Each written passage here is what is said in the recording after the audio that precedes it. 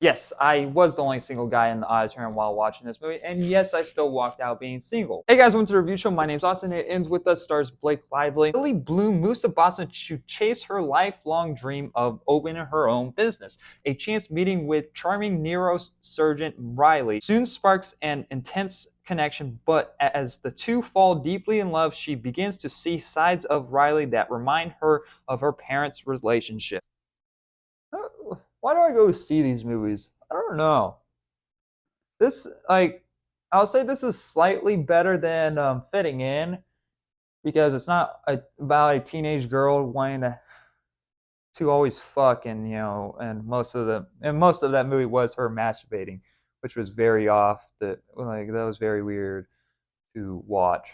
Very uncomfortable, that's for sure. Follow Blake Lively in this movie, who plays Lily Bloom, who wants to own her own flower shop, and she has this like really like difficult past with her parents. Her father dies in the movie, and I get this is also based on a book that's slightly based on a true story. So if I get this movie is based on a slightly so I understand that this is might be based on a slight true story in some form, that's part of this movie, and that's also based off a book.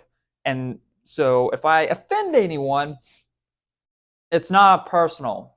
It's just that this movie is really bad. Blake Lively in this movie, who moves to Boston and who wants to open her own flower shop. It's kind of funny, right? Because her name is Lily and her last name is Bloom. It's funny because she likes flowers, right? Yeah, it's very fucking funny. They actually make fun of her name in the movie, which I found funny because the way that Riley and Lily meet, she laughs that he is a neurosurgeon. I can never say that fucking right. He's a surgeon, and maybe you made but like that's not. Is that like a doctor? It's not really even a nurse, is it? So but like in the 1980s or 90s, that would have been like a reason why for her to laugh, because it's like why would a man want to be a nurse type of deal. But here it's like why is she laughing? That's literally the guy's job. It doesn't make any sense. So they get in a relationship really, and they basically meet around like, yeah, like, hey, you want to hook up type of deal. And she's not really about that whole entire life. She wants that serious relationship. She is that person that's like, you know what? If I'm going to be in a relationship, it's all going to be about marriage. But if you go on the first date with her, she will fuck you. I guess that's basically like so. But you have to be in. But you have to confirm that you are in a relationship. Then she will do. Then she will do you. That's kind of where we already get into the problems of this film, because there isn't really that much I like about this movie. I mean, like the cinematography is decent. I guess it's it's there. It does the job.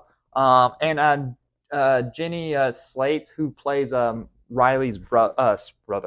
Riley's sister in the film.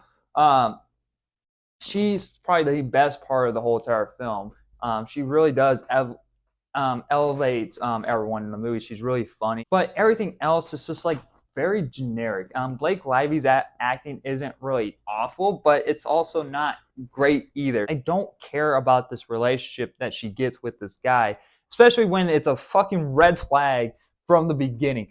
With how much I hear about women now these days, they're like, oh wow, and, this is a red flag for me and from a man, and it's like the most outrageous thing. Like I saw something about I think it's over like an ick if a guy uses his blinker. I'm hoping that hoping that video I'm using it as an example is a joke, but just for example, there is people out there like that.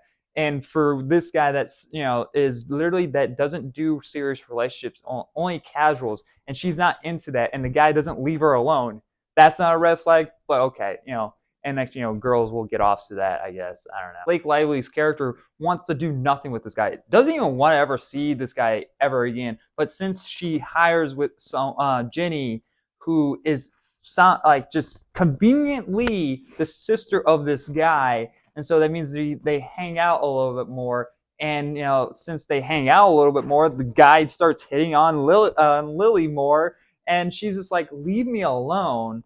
but then but slightly into it, so she's kind of playing this like little like game with him, like trying to play hard to get, but it's like, no, are you either gonna sleep with the guy or not? From the get-go you already know where this is heading, where it's going to turn into this toxic relationship like her mother and her father did, which was probably the most interesting part of the whole entire film. Not because it was toxic. Let me be a little bit more clear on my saying here, is that so the movie does these flashbacks as she's a when she's a kid, and there was this boy that she liked, and you see a little bit more of this bonding with him and her in these flashbacks, and that was more interesting than the present story that we was being told. I was like, I wish there was a full-on movie about this. Can we have a full-on movie about this relationship and them going to school and dealing with the fact that this guy that she is actually interested to, that as is dealing with some form of mental problems, and like is living on his own, like basically homeless. Like that was more interesting than just simply doing this instant love triangle when this dude comes back into her life, and and when her relationship with Riley um, gets very toxic and gets a very abusive. It's like, well, that's not shocking at all. The thing is, I would have cared about their relationship from the get go if it wasn't literally just nothing but them kissing each other. You don't really get to know anything about them besides their jobs and some form of past that they both of them have. When the relationship finally collapses, I just like, well, all right, yeah, that sucks. I don't wish anyone to be abused, but it's like you kind of for one did it for yourself. You kind of did it to yourself. Just let you know. The movie is just not really worth it. I'm probably pissing off a lot of people that read the books. I'm pissing off video game peoples today and book readers. Like that's what I'm doing with these reviews.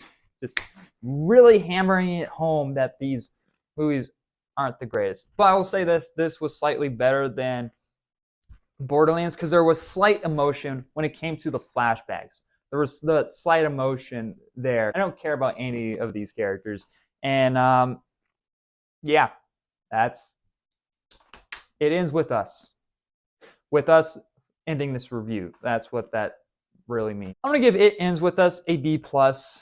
The cinematography was good. The acting was fine. Really, more of Jenny Slate that really hold up the film. See, that's another thing. When I think a side character is more better than our main character, there's a problem. Maybe the book is better. I have no idea. But for this movie, it sucked. It was just boring, generic, tropey. You guys, thank you very much for watching this. And like always, I'll see you guys in the next review. Bye, guys.